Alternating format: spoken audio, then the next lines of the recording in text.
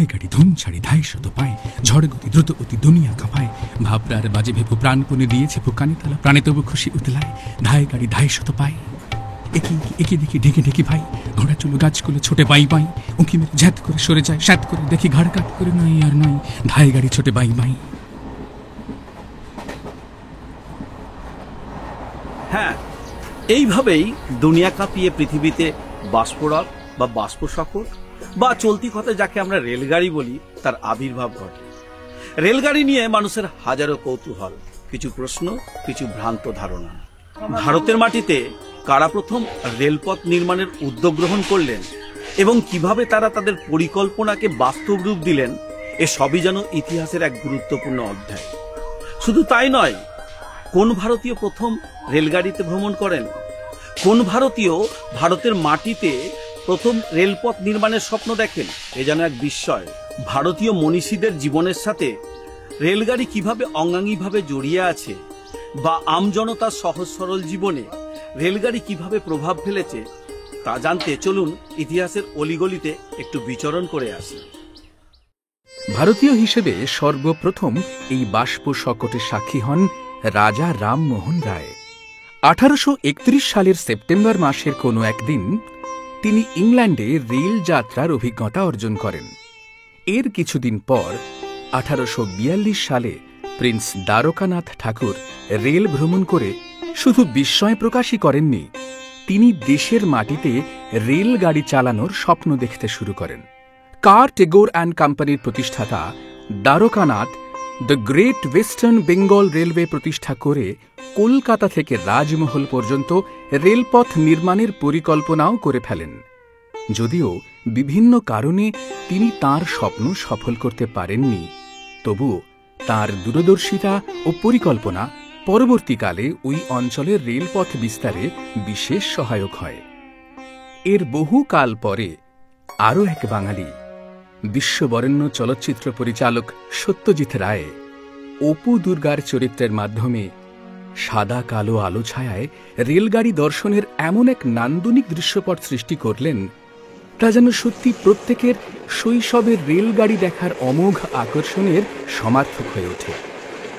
রেলগাড়ির সুর তালে অবচেতন মন ছড়ার ছন্দে আজও বলে ওঠে, রেল কম ঝমাঝম পা পিছলে আলুর দম।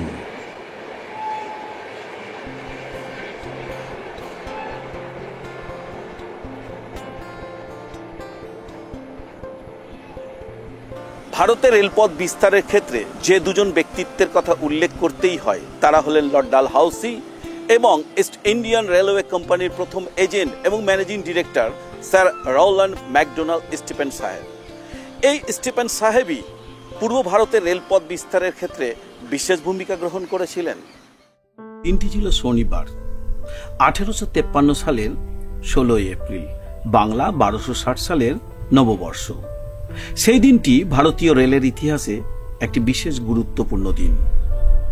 সেই দিন বম্বের বড়িবন্দর থেকে থানে পর্যন্ত 34 কিলোমিটার বা 21 মাইল পথে ভারতীয় রেলের শুভ সূচনা করে great Indian peninsular railway company. ঘড়িতে তখন 3:35। বম্বে প্রতিরক্ষা দপ্তরে 21 বার তোপধ্বনির সঙ্গে সঙ্গে 400 জন বিশেষ নিমন্ত্রিত ব্যক্তিদের নিয়ে ভারতের মাটিতে রেলের শুভ সূচনা হয়। প্রবল গরম উপেক্ষা করে হাজারো মানুষ এসেছিলেন প্রথম রেলগাড়ি দেখতে। সেদিনের সেই রেলগাড়ির ইঞ্জিনের নাম ছিল ফকল্যান্ড। ফকল্যান্ড ছাড়াও আরো দুটি ইঞ্জিন সেদিন ব্যবহার হয়। 34 কিলোমিটার বা 21 মাইল পথ অতিক্রম করতে সেই রেলগাড়ির সময় লেগেছিল 57 মিনিট। ব্রিটিশ ভারতের প্রথম রাজধানী ছিল কলকাতা। প্রশাসনিক দিক ছাড়াও কলকাতার গুরুত্ব তখন বিধৃত ছিল একাধিক ক্ষেত্রে। বস্তুত কোম্পানি সরকার কলকাতাকে তাদের প্রশাসনিক, বাণিজ্যিক ও সাংস্কৃতিক কেন্দ্র হিসেবে গড়ে তুলছিল। লন্ডনের পর কলকাতাকে তারা বানাতে চাইছিল second city of the empire. তাছাড়া ভারতের মাটিতে সর্বপ্রথম রেলপথ নির্মাণের স্বপ্নও দেখে কলকাতার প্রশাসকরা। ভারতে প্রথম রেলগাড়ি চালানোর কৃতিত্বের ভাগিদার হতে পারত ইস্ট ইন্ডিয়া রেলওয়ে কোম্পানি। সবকিছু ঠিক থাকলে ইতিহাস আজ অন্য কথা বলতো। অথচ তা হয়নি। কিন্তু কেন? কি কি কারণ ছিল যার জন্য পূর্বাঞ্চলে রেলগাড়ি চলতে বিলম্ব হয়? চলুন তবে তা জেনে নেওয়া যাক।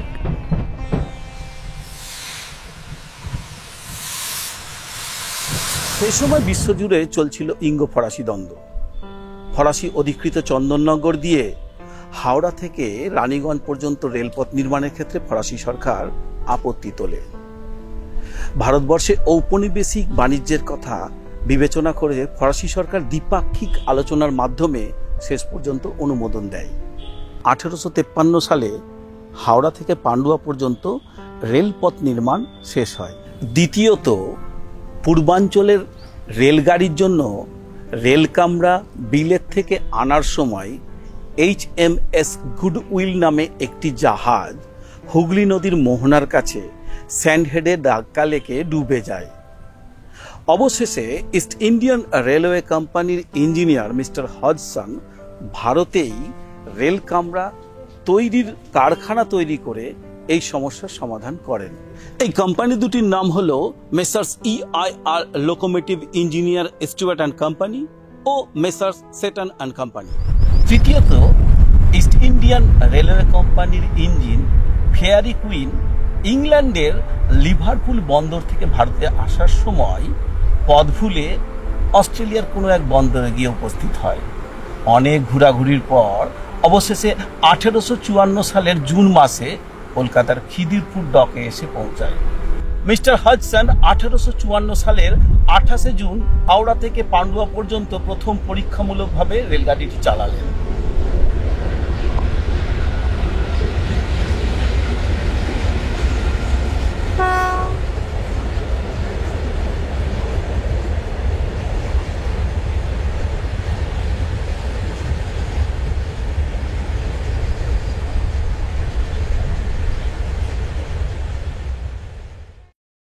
কলকাতা তথা পূর্বাঞ্চলের রেলপথ নির্মাণের মতো রেল স্টেশন নির্মাণের ক্ষেত্রেও জটিলতা কিছু কম ছিল না।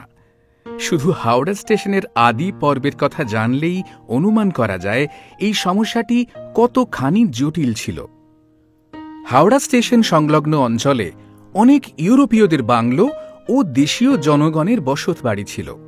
তাদের সকলকেই সরকারের সঙ্গে ক্ষতিপূরণ নিয়ে দরাদরি করতে হয়েছিল। সেই সময় হাওড়া স্টেশন সংলগ্ন অঞ্চলে জমির মূল্য ছিল বিঘে প্রতি 700 টাকা। জমির মালিকদের সঙ্গে সরকারের টানাপোড়েন চলে বেশ কিছুদিন। জমির মালিকানার তালিকায় কয়েকজন ছিলেন মহিলা। যেমন মিসেস লাভের 2টি বাংলো ছিল, যার একটিতে একজন চিকিৎসক 40 টাকা ভাড়ার বিনিময়ে থাকতেন। মিসেস ওয়ালিস থাকতেন তাঁর নিজের বাংলোতে। রাধামণি বিবি নামে এক দেশীয় মহিলা তার বসতবাড়ির জন্য 1100 টাকা দাবি করেছিলেন, যদিও ক্ষতিপূরণ হিসাবে পান মাত্র 300 টাকা। অন্যদিকে মিসেস ওয়ালিস পেয়েছিলেন 2000 টাকা, যদিও তিনি দাবি করেন 10,000 টাকা। হাওড়া থেকে পান্ডুয়া পর্যন্ত পথে স্টেশনগুলি ছিল বালি, শ্রীরামপুর, চন্দননগর, হুগলি, মগরা ও পান্ডুয়া। জমি অধিগ্রহণের পাশাপাশি আরও একটি বড় চ্যালেঞ্জ ছিল নাগরিকদের পরিষেবা দেওয়া। স্টেশন সংলগ্ন অঞ্চলে ছিল বহু মানুষের যাতায়াত। ফেরিঘাটে নৌকো থেকে নদীঘাটে নামবার পদ্ধতি ছিল ভয়ঙ্কর। নৌকা ঘাটে ভিড়বার পর যাত্রীরা তাদের মালপত্র নিয়ে একটি সরু পাটাতনের উপর নদী তীরে কাদা মাটির উপর গিয়ে পড়ত। অবশেষে নদীপথে স্বচ্ছন্দ অবতরণের জন্য প্রশাসন চাকা সম্বলিত একটি ভাসমান প্ল্যাটফর্মের পরিকল্পনা করেন। সেটি নির্মাণের দায়িত্ব দেওয়া হয় জেসাপ কোম্পানিকে। 1854 সালের 11 August east India railway company দ্বিতীয়বারের জন্য পরীক্ষামূলকভাবে রেলগাড়ি চালায়। এই ট্রায়াল রানে মিস্টার হডসনের সফরসঙ্গী হন একদল ইংরেজ সাংবাদিক। এরপরই যাত্রী সাধারণের জন্য বিজ্ঞাপন প্রকাশিত হয়। এই বিজ্ঞাপনে উল্লেখ করা হয় যে 1854 সালের 15 অগস্ট মঙ্গলবার থেকে ট্রেন ছাড়বে হাওড়া ও হুগলি থেকে দিনে 2 বার। হাওড়া থেকে সকাল 10টা 30 মিনিট ও বিকেল 5:30 এবং হুগলি থেকে সকাল 8:23 ও বিকেল 3:28। ট্রেন থামবে বালি, শ্রীরামপুর ও চন্দননগর স্টেশনে। 1 সেপ্টেম্বর থেকে ট্রেন হাওড়া ও পান্ডুয়ার মধ্যে চলবে। 1854 সালের 15 আগস্ট দিনটি ছিল মঙ্গলবার। নির্ধারিত সময়ের প্রায় 2 ঘন্টা আগে অর্থাৎ 8:30টার সময় হাওড়া থেকে প্রথম ট্রেনটি ছেড়ে হুগলির উদ্দেশ্যে রওনা হয়। 24 মাইল পথ যেতে সময় নেয় 91 মিনিট, গন্তব্যে পৌঁছায় 10:01। হাওড়ার যে স্থান থেকে এই ট্রেনটি প্রথম শুরু হয় সেই স্থানটিকে বলা হয় অরিজিনাল 0 মাইল। হাওড়া থেকে হুগলি পর্যন্ত যে প্রথম রেলগাড়িটি রওনা দেয় সেই রেলগাড়িতে 3 ধরনের কামরা ছিল। প্রথম শ্রেণীর 3টি, দ্বিতীয় শ্রেণীর 2টি, তৃতীয় শ্রেণীর ছাদবিহীন 3টি কামরা ছিল। এছাড়া ছিল একটি ব্রেক ভ্যান, যে ব্রেক ভ্যানটি গার্ড ব্যবহার করেছিলেন। এই রেলগাড়িতে চড়ার জন্য প্রায় 3000 দরখাস্ত জমা পড়েছিল, কিন্তু সুযোগ পেয়েছিলেন মাত্র 300 জন যাত্রী। ভাড়া ছিল প্রথম শ্রেণীর জন্য 3 টাকা, দ্বিতীয় শ্রেণীর জন্য 1 টাকা এবং তৃতীয় শ্রেণীর জন্য 7 আনা। মনে রাখতে হবে সেই সময় রবিবার কোনো ট্রেন চলতো না এবং ট্রেন চলতো কেবল দিনের বেলায়। বাংলায় প্রথম ট্রেন চললে মানুষের মনে উন্মাদনার সৃষ্টি হয়। ট্রেন সম্পর্কে মানুষের মনে উদ্ভট কিছু ভাবনার সৃষ্টি হয়েছিল এবং তা থেকেই ট্রেনের বিভিন্ন নামকরণও হয়েছিল। কেউ বলতো আগুনের গাড়ি, কেউ আবার বলতো পাগলা হাতি। ট্রেন সম্পর্কে মানুষের ভাবনার অন্ত ছিল না। হাজার হাজার মানুষ রেল লাইনের পাশে ভিড় করত ট্রেন দেখার জন্য। ট্রেন আসলে সমবেত হয়ে মানুষ হরিবোল হরিবোল বলে সমস্বরে চিৎকার করত। কেউ কেউ আবার গলবস্ত্র হয়ে প্রণাম করত। এছাড়াও বেশ মজার ঘটনাও ঘটেছিল। রূপচাঁদ ঘোষ নামে এক প্রসাধন ব্যবসায়ী হুগলিতে পৌঁছানোর পর ট্রেন থেকে নেমে স্থানীয় বাসিন্দাদের কাছে বারবার জিজ্ঞাসা করছিলেন জায়গাটির নাম। আসলে তিনি কিছুতেই বুঝতেই পারছিলেন না এত দ্রুত তাঁর গন্তব্যস্থলে পৌঁছলেন কিভাবে। পণ্ডিত রাধালঙ্কার বন্দ্যোপাধ্যায় পাঁজি পুঁথি দেখে গ্রহ নক্ষত্র বিচার করে বৃহস্পতিবারের শুভ দিনে ট্রেনে চড়ার সিদ্ধান্ত নিলেন। ট্রেনে ওঠার আগে তিনি গঙ্গায় 3 বার স্নান করেন এবং 637 বার ইষ্টদেবতার নাম জপ করে হাওড়া থেকে ট্রেনে চাপলেন। কিন্তু ফেরার সময় ঠিক করলেন আগুনের গাড়িতে আর তিনি উঠবেন না। তিনি মনে করেন অন্য যানের তুলনায় দ্রুত গতিসম্পন্ন রেলগাড়ি স্থানিক দূরত্ব কমিয়ে দেওয়ায় রেলগাড়ি চড়লে মানুষের আয়ুষ্কাল সংক্ষিপ্ত হতে বাধ্য। জনৈক মিস্টার জোনসের ঘটনা শুধু মজারই নয়, মর্মান্তিকও বটে। তিনি হাওড়া থেকে হুগলি পরপর 3 দিন যাওয়ার পরে এমনই গতি পাগল হলেন যে ট্রেনের গতির সঙ্গে পাল্লা দিতে এক্কা গাড়ি চালাবার জন্য বেচারি ঘোড়াটাকে চাবুক মারতে মারতে মেরেই ফেললেন। রেলগাড়ি দেখে কেবলমাত্র যে ভারতীয়দেরই এমন প্রতিক্রিয়া হয়েছিল তেমনটি নয়। ইংল্যান্ডের চার্চের পাদ্রীরা প্রচার করেছিলেন অনবরত ছুটে চলা রেলগাড়ি দেখলে মানুষ পাগল হয়ে যাবে, গরুতে দুধ দেবে না, মুরগি ডিম পারবে না, আরও কত কি।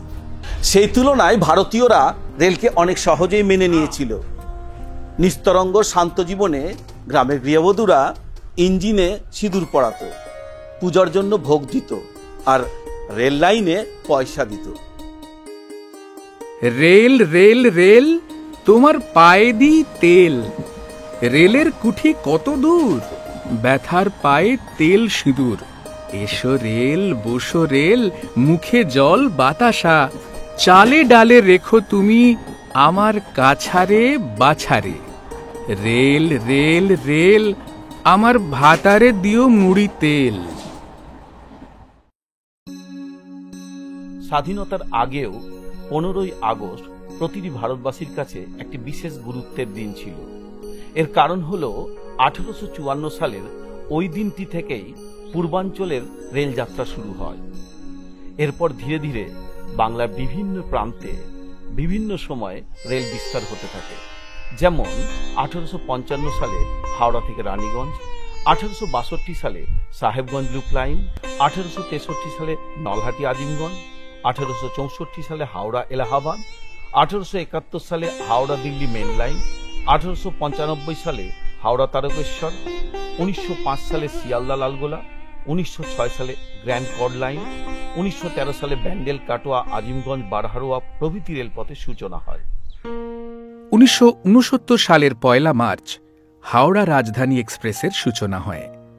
সময়ের সঙ্গে সঙ্গে রেলপথের উন্নয়ন, বৈদ্যুতিকরণ ও বিভিন্ন আধুনিক ট্রেনের সূচনা হয়। ভারতীয় রেল, বিশেষ করে পূর্বাঞ্চলের পূর্ব রেলওয়ের সঙ্গে বিভিন্ন মনীষীদের বিভিন্ন ঘটনা জড়িত আছে।